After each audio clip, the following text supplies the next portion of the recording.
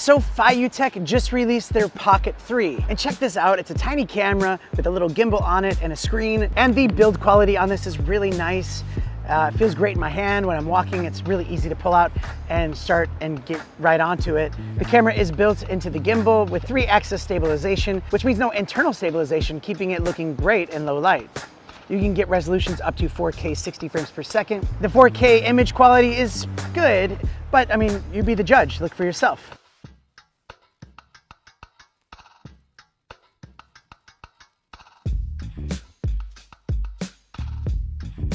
And the cool thing about this camera is that it can be detached from the handle and you can use this remotely. Say if you want to put it on top of your car and you wanted to be able to preview the picture from inside the car, you can start and stop recording, and you can even use the joystick to move the view around. And you can go from super wide to wide and then also narrow. There is smart AI tracking to keep it focused on your face no matter where you're moving, but also there's AI object tracking. So if something's moving really fast and you want to keep up with it, you can actually track that object and you don't have to worry about using the joystick to keep it in frame, which is actually really useful. There's time-lapse mode on here, which also offers motion lap, meaning you can set a start and stop point and you can go from one to the other, and you can customize how much time in between. There's also hyperlapse mode, which is great if you're walking with this thing and you want to get those high-speed shots. You can also access the panorama mode that gives you full 180 degrees and some other options as well. You can also set this on pan mode, follow mode, and all follow mode, and you can pick them depending on how much you want your camera to actually move around. You can also go further in